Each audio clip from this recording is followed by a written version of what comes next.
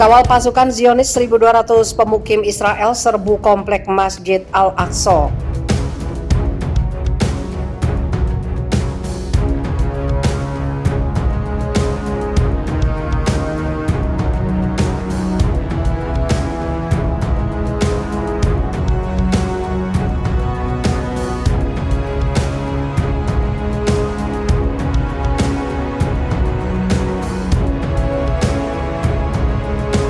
Lebih dari 1.000 pemukim Israel dengan pengawalan pasukan Zionis menyerbu masuk ke komplek Masjid Al-Aqsa di Yerusalem pada hari Minggu. Pemerintah otoritas Palestina dan Yordania mengecam penyerbuan tersebut. Dalam sebuah pernyataan, Departemen Wakaf Islam di Yerusalem mengatakan bahwa 1.210 pemukim masuk ke komplek Masjid Al-Aqsa melalui gerbang Al-Mukhrabi yang dikendalikan Israel di barat daya masjid dan melakukan ritual di dalam.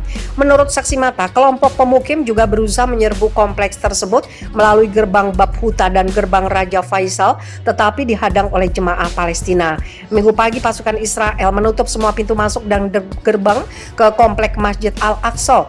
Kelompok pemukim Israel telah meminta para pendukungnya untuk memaksa masuk ke komplek Masjid Al-Aqsa dalam jumlah besar pada hari Minggu untuk menandai apa yang mereka sebut penghancuran kuil di zaman kuno. Apa yang disebut Sovereignty Movement in Israel. Gerakan kedaulatan di Israel juga bersiap untuk mengorganisir pawai untuk pemukim di sekitar tembok kota tua Yerusalem pada hari yang sama. Pada hari Sabtu, ratusan pemukim melakukan pawai di Yerusalem Timur yang diduduki rezim Zionis menjelang penyerbuan yang direncanakan pada hari Minggu. Masjid Al-Aqsa adalah situs tersuci ketiga di dunia bagi umat Islam. Orang-orang Yahudi menyebut situs itu Temple Mount, mengklaim bahwa itu adalah situs dari dua kuil Yahudi di zaman kuno. Israel menduduki Yerusalem Timur, tempat Masjid Al-Aqsa berada. Selama Perang Arab-Israel 1967, Zionis mencaplok seluruh kota itu pada 1980 dalam sebuah langkah yang tidak pernah diakui oleh masyarakat internasional. Pada hari Minggu, otoritas Palestina mengecam serangan pemukim Israel ke komplek Masjid Al-Aqsa di Yerusalem Timur dengan menyebutnya sebagai eskalasi Israel yang berbahaya. Pemerintah Israel merusak keamanan dan stabilitas kawasan dan menyeret kawasan itu ke dalam perang agama, kata juru bicara PA Nabil Abu Rudaineh dalam sebuah pernyataan yang dikutip oleh kantor berita resmi Wafa Senin 19 Juli. Dia menyebut praktek Israel di Yerusalem yang diduduki sebagai pemberontak terhadap rakyat Palestina dan mengabaikan posisi internasional, terutama posisi Amerika yang menuntut Israel untuk mempertahankan status quo di Yerusalem Timur. Sementara itu, kecaman atas serbuan itu juga datang dari Yordania. Tindakan Israel terhadap Masjid Al-Aqsa ditolak dan dikutuk dan merupakan pelanggaran terhadap status quo, sejarah dan hukum internasional, kata juru bicara Kementerian Luar Negeri Daifalah Al-Fayez dalam sebuah pernyataan. Menurut juru bicara itu, Aman telah mengirim surat protes resmi ke Israel menuntut penghentian pelanggaran dan provokasi Israel terhadap kesucian masjid. Komplek Masjid Al-Aqsa adalah murni situs ibadah Muslim dan Departemen Wakaf Islam yang dikelola Yordania adalah badan eksklusif untuk mengawasi situs tersebut, imbuh dia.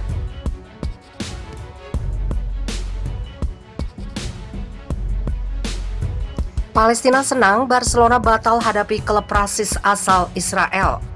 Barcelona sempat diagendakan menggelar laga uji coba melawan klub Israel yang dituding rasis, Beitar Jerusalem FC. Laga itu dibatalkan dan disambut bahagia Palestina. Barcelona punya laga pramusim dengan menghadapi Beitar pada 4 Agustus mendatang. Laga itu ditentang banyak pihak. Beredar kabar, Asosiasi Sepak Bola Palestina mengirim surat ke Barcelona agar membatalkan uji coba itu. Palestina memang selalu direpresi Israel, khususnya dalam sengketa wilayah Yerusalem. Dan akhirnya, pertandingan tersebut dibatalkan. Palestina menyambut senang pembatalan uji coba ini dan secara khusus memuji Barcelona. Kami sampaikan apresiasi kami atas rasa hormat klub Catalan FC Barcelona kepada perasaan jutaan penggemarnya di seluruh dunia yang terkejut dengan gagasan klub yang menghargai hak asasi manusia akan bermain dengan salah satu klub paling rasis di dunia, kata asosiasi itu dalam sebuah pernyataan dilansir Middle East Monitor. Jibril Rajub, Sekretaris Jenderal Komite Sentral Kelompok Fatah dan Kepala Asosiasi Sepak Bola Palestina, memuji langkah Barcelona. Ia menilai sikap itu menjadi ekspresi jujur dari identitas sejati Barcelona dan rasa hormatnya kepada jutaan penggemarnya di seluruh dunia, terangnya dalam pernyataan tersebut. Pembatalan sendiri diumumkan pada Kamis 15 Juli. Beitar Israel membatalkan pertandingan persahabatan dengan FC Barcelona yang menolak bermain di Yerusalem, kota yang diduduki Israel dalam konflik dengan Palestina.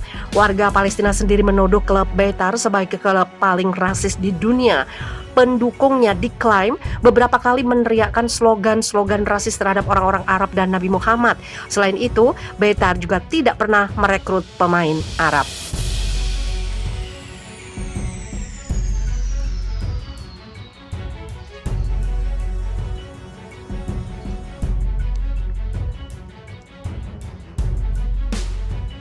Sosok wanita intelijen Israel, tubuhnya direlakan jadi umpan demi jalankan misi.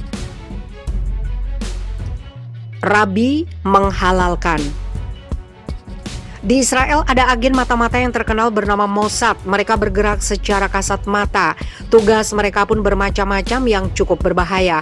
Mossad dianggap paling terampil di dunia, setara dengan agen rahasia CIA Amerika Serikat maupun M16 dari Inggris. Beberapa tugas dengan risiko tinggi yaitu menyebarkan fitnah pada negara dan lembaga tertentu guna menciptakan opini negatif. Mossad juga mengumpulkan informasi sebanyak-banyaknya dari musuh-musuhnya dengan cepat dan akurat. Mereka pun menghalalkan segala cara untuk mendapatkan informasi tersebut. Caranya salah satunya adalah mengumpankan tubuhnya sendiri untuk menginterogasi musuh. Dijelaskan dalam Haaretz, Yahudi menghalalkannya seperti dijelaskan oleh Rebbe Ari Shafat. Ia adalah ulama dalam komunitas Yahudi. Ia memperbolehkan para anggota Mossad gunakan strategi umpankan tubuh sendiri pada musuh guna jalankan misi. Keputusannya ditulis dalam penelitian berjudul Seks Terlarang Demi Keamanan Nasional yang diterbitkan oleh Zomed Institute. Institut ini mempelajari hubungan antara agama dan modernitas, disebut sebagai misi periuk. Zifat menuliskan hal tersebut bukan hanya spionase modern seperti pada 1980-an saja. Ada kasus lain pada Januari 2010 ketika Mordechai Vanunu, seorang teknisi nuklir Israel, bocorkan rincian program nuklir milik Israel. Kedua kasus ini melibatkan iming-iming perempuan.